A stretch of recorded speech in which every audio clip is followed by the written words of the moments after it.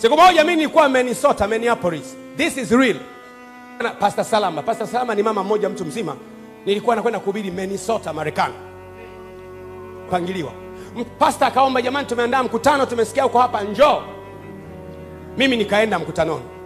Kufika pale airport, na msubiri mchungaji mwenyeji hajaonekana. Subiri hajaonekana.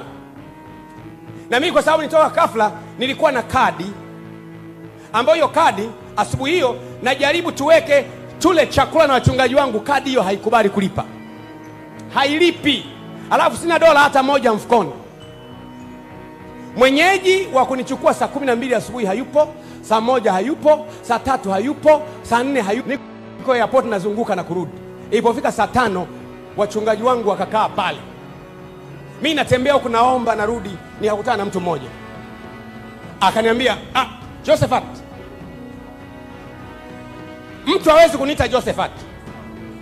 Mama yangu hawezi, hata mzee Gwajima huwa hawezi. Alafu huyu ni mzungu akanisemesha Kiswahili. Habari za uchovu. Kwanza nikakauka kimya kabisa. Kwa sababu Minneapolis weusi ni wachache, sembuse mzungu anayeongea Kiswahili. Hata hivyo weusi wengi, sio lazima awe Mswahili. Anaweza kuwa mweusi Mganda, mweusi Mgana, mweusi anaweza kuwa Nigeria, msing. Weusi ni wengi. Huyu mzungu amejuaje mimi ni Josephat na anasemesha Kiswahili? Mimi nikasema utakuwa ni mzimu huu. Nikasema sitamsemesha. Niwaambia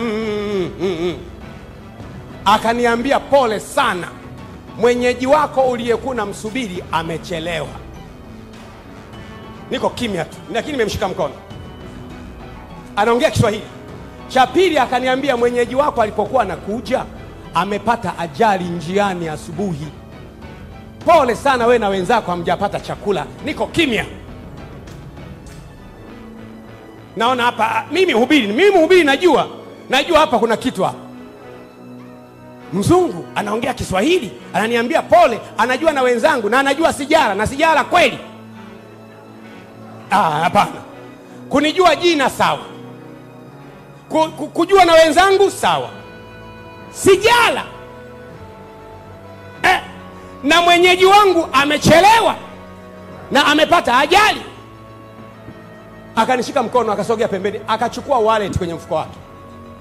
Akasema, chukua fedha hizi mpate chakula wewe na wenzako.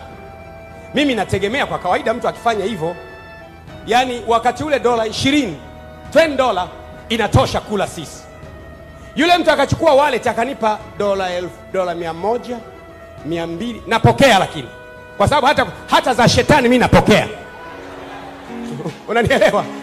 Kwa sababu hela hata kama shetani akinipa, nimeambiwa nitakupa hazina za gizani. Kama unazo za gizani niletee.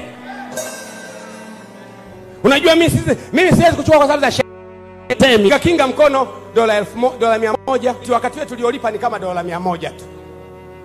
Paka akafika $1,000. Akaniambia, ule chakula na wenzako, muda kama wa saa 8 hivi mwenyeji wako atafika. Halafu akaondoka. Wakati anaondoka mimi nimefreeze hapo. Anaondoka, anatembea. Kumbuka sijamsemesha. Sijasema ndio wala hapana. Anaondoka. Alipokuwa anaondoka naanza kujiuliza, hizi ni dola kweli au ni feki? Nisije kuwa nimepewa dola feki na jini nikaenda kujaribu kulipa nikakamatwa.